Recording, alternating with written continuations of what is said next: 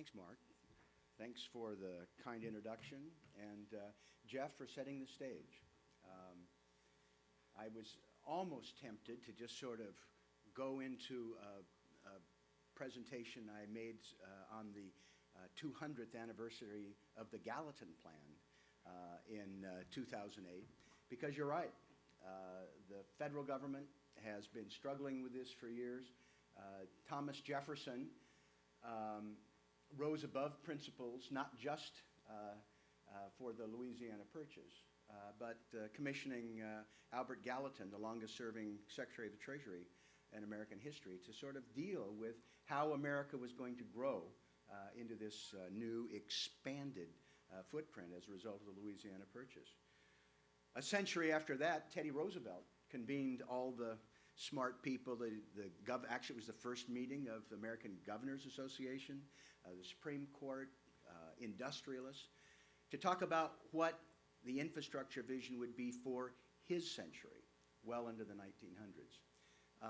Actually, I pitched President Obama, when he was Senator Obama, on the bus, saying, 1808, Gallatin Plan, Jefferson, 1908, Roosevelt, a new vision, 2008, you can see where I'm going with this. President Obama was, in fact, deeply concerned about infrastructure. He still is. But we are stumbling because people have wrapped themselves around the axle thinking that somehow there will be a magic transportation ferry that will just drop resources and we'll be able to move forward.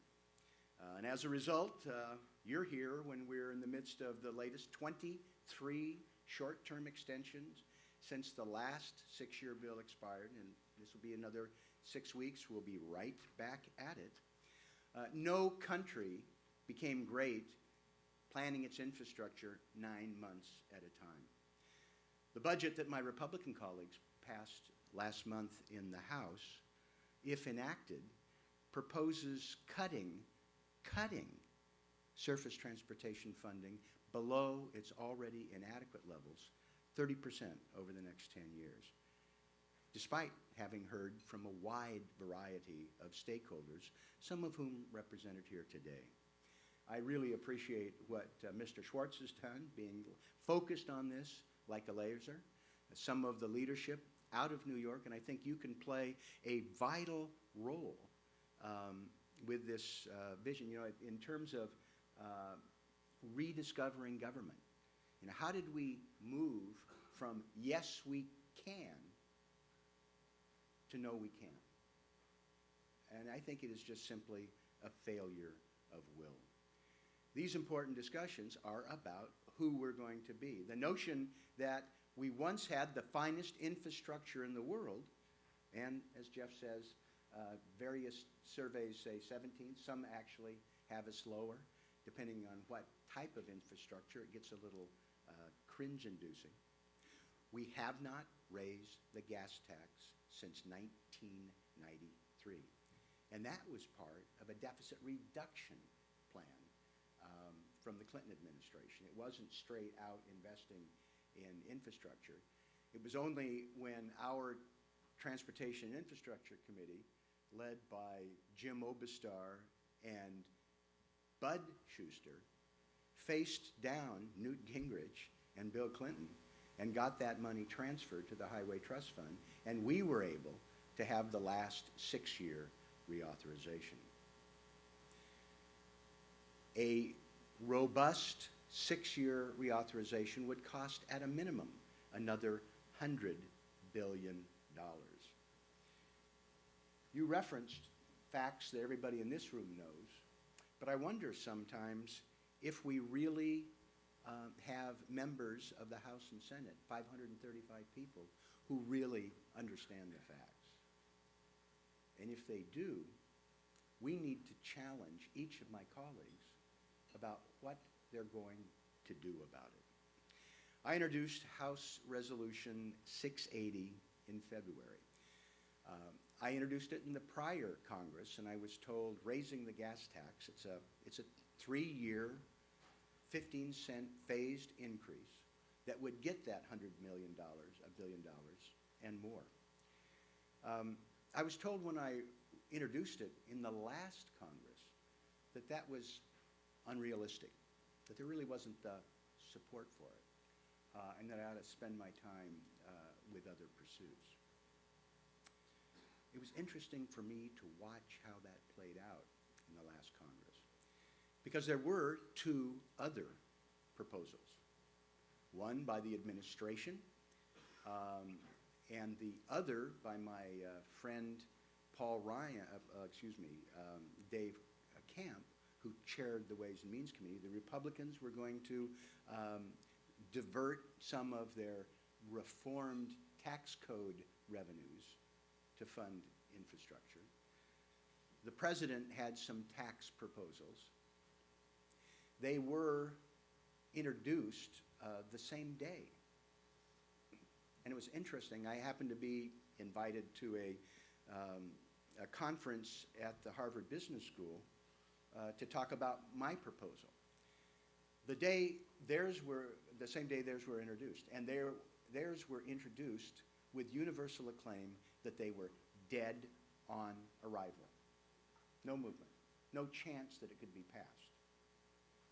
Mine, politically unrealistic, was unveiled with the AFL-CIO, the U.S. Chamber of Commerce, truckers and AAA, environmentalists, bicyclists, transit, contractors, a wide array of interests saying this is the way to go forward. And I was politically unrealistic? Well, the only thing that has changed to this Congress is that the coalition supporting my gas tax proposal is bigger and the need is greater. And in the course of the last 2 years, we've seen 13 states, including 7 very red states, like New Hampshire and Wyoming, look at the options and raise the gas tax. And we're politically unrealistic. I'd suggest that the case is compelling, and I won't repeat some of the statistics Jeff made, but there's a little report by Standard & Poor's from about a year ago about basically why investing in infrastructure is a no-brainer. For every $1.3 billion invested, it's not just 29,000 jobs. For that $1.3 billion invested in infrastructure, you get back $2 billion in economic activity, and you reduce the long-term deficit of the United States $200 million. You ought to look at that. This is not crazy transportation advocates. These are S&P analysts who are making the case, particularly at a time of record low interest rates. This stuff virtually pays for itself. Well, we've got to move forward not just with an long overdue gas tax increase, but we also need to be thinking about the long-term sustainability of being able to fund transportation for the future and the type of transportation system we're going to have. Part of the problem with the gas tax is that it's locked into an inevitable death spiral. We have much more fuel-efficient gasoline cars. We've got hyper-efficient diesel trucks. We've got hybrid cars, plug-in hybrids, electric cars. We are locked in a situation where a system that is based on the volume of fuel consumed is going to be hopelessly inadequate and decidedly unfair. Oregon gave you the first gas tax dedicated to highway construction in 1919. Since then, Oregon has been experimenting over the last decade with a way to replace the gas tax. We've been experimenting with a road user charge. We've done 2 very successful pilot projects. And this summer, I'm going to be part of an expansion where 5,000 of us will be paying for our transportation use for our vehicles through this charge. And it's being examined by states around the country. I've also introduced House Resolution 679, which would expand the Oregon experiment with the road user charge to other states to be able to conduct their experimentation on the feasibility and be able to demonstrate to their communities of interest that it works. Basically, what I'm saying is that we ought to raise the gas tax, index the gas tax, and abolish the gas tax, and replace it with something that is sustainable over time. The other thing that I think when you're rediscovering government and you're building the bridge to the future for solutions to the infrastructure crisis, there needs to be much more attention paid to what follows the gas tax. Because the same technology that can enable us to keep track of how far you travel, notice I said how far you travel, not where you travel. We can talk more about that if you wish. But that same technology will enable us to transform the platform of the vehicle to really have a wildly different transportation experience. You may have, I'm trying to think of where the article was I saw just this last week about how automobiles today are just basically big computers with wheels. Maybe some of you saw that. If we extend this platform nationally in terms of a road user charge, we can also have a uniform platform that can make seamless the ability to pay for whatever transportation mode you want. Bike share, car share, metro, Amtrak.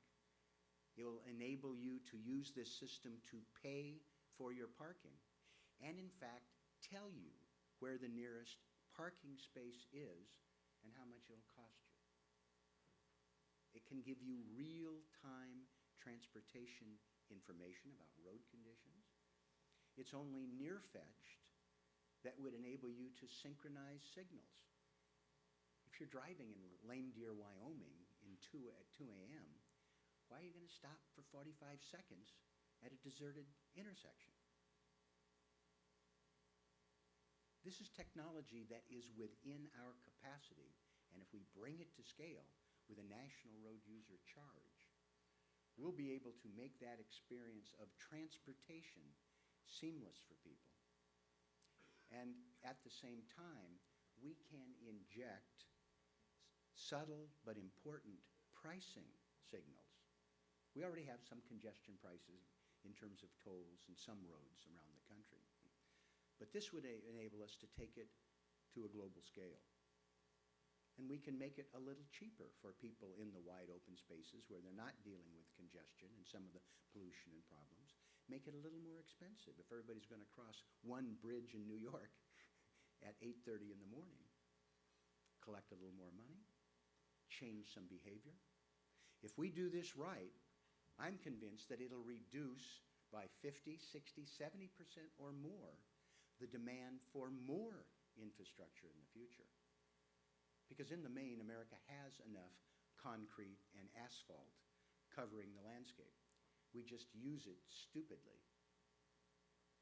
And we make it hard for the typical person in America who's trying to move to be able to make the transition seamlessly to other modes of transportation and use their vehicle the most efficient way possible.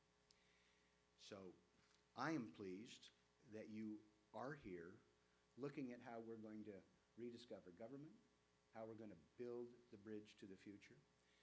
You're in town when there are literally thousands of people descending to talk about infrastructure.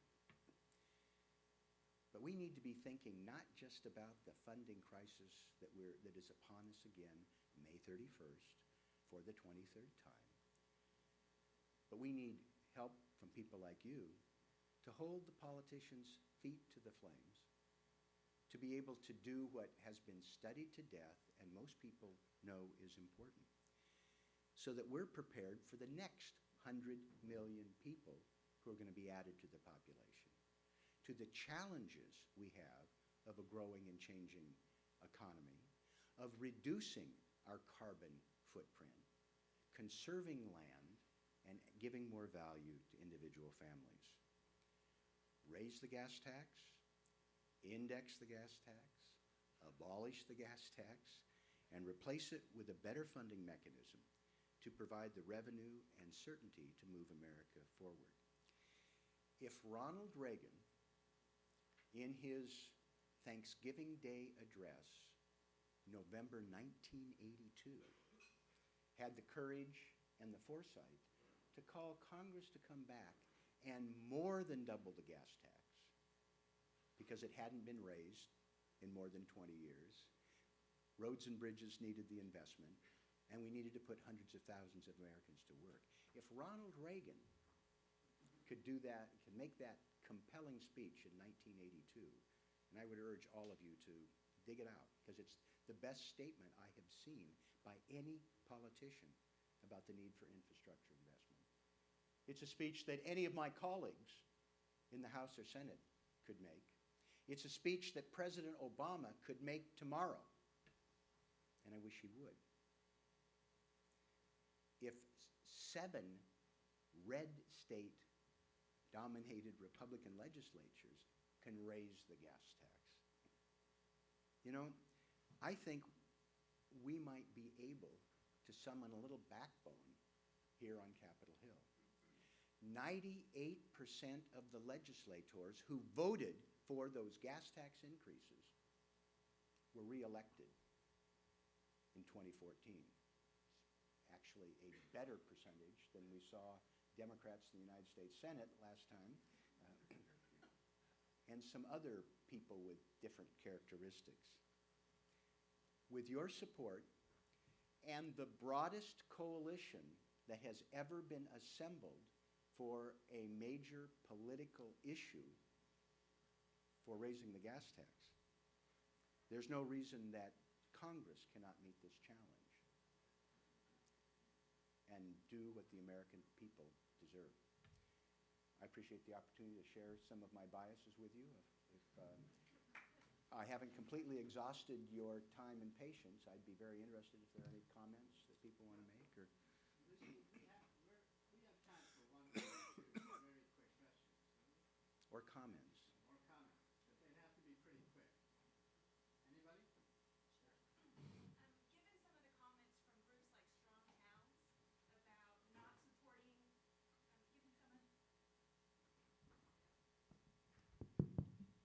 given some of the comments from groups like Strong Towns about not supporting any gas tax, any increase in federal transportation funding until we fix how we spend it, how would you respond to them, given your support for a lot of alternative means as it is?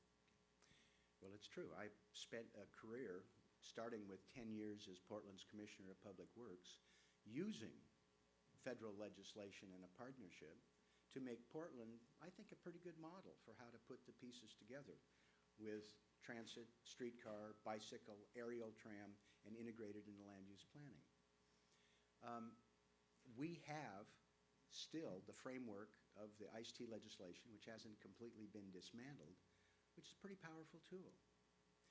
Also, if we continue to starve the federal highway trust fund, you're going to find that the solution of some politicians is going to be a food fight.